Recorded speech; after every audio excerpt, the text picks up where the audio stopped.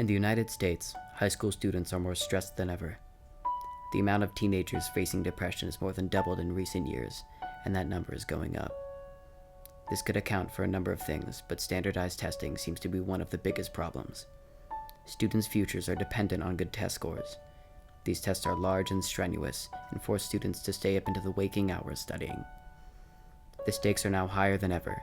With such an unstable economy, students across America are torturing themselves just to get into college. Many people believe that tests are the only way to measure intellect, but education experts disagree. Among these people are author Alfie Kohn and education extraordinaire Sir Ken Robinson. Through his research, Alfie Kohn has dispelled many myths about test taking. Fact number 1. Our children are tested to an extent that is unprecedented in our history and unparalleled anywhere else in the world. In America, students are having to sit through more standardized tests. Many other countries that do better than us in terms of literacy rates and proficiency in mathematics and science shun standardized testing. Fact 2. Standardized test scores often measure superficial thinking. In a study published in the Journal of Educational Psychology, elementary school students were classified as actively engaged in learning if they asked questions of themselves while they read and tried to connect what they were doing to past learning, and as superficially engaged if they just copied down answers.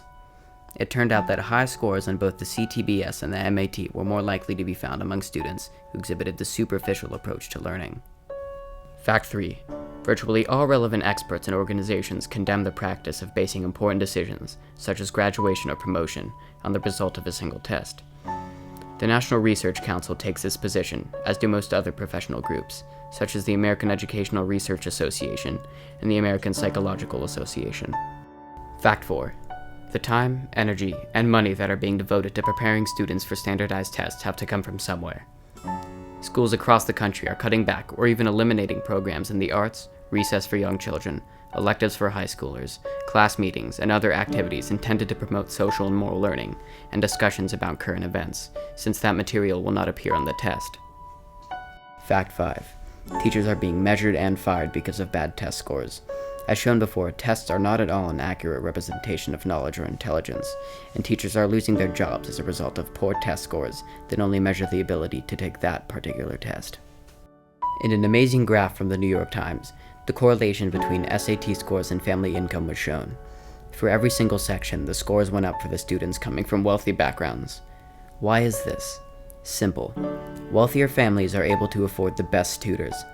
It is not that wealthy students are smarter than poor students, but that they have an advantage because of their wealth.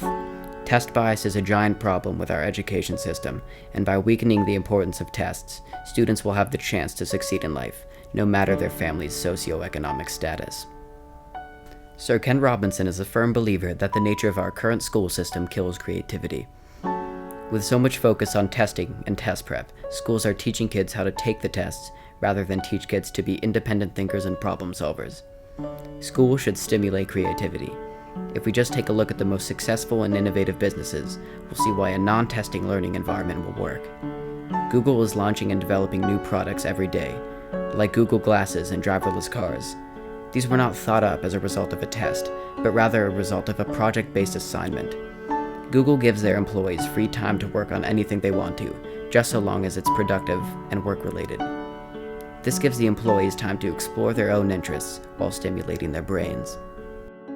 If our education system made standardized testing less important, we would see drastic changes occur.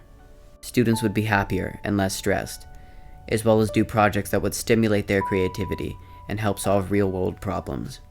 The goal of education should be to create a generation of problem solvers, and this can only be done if we ensure that our schools are teaching our kids how to use their imaginations, not just bubble in a letter.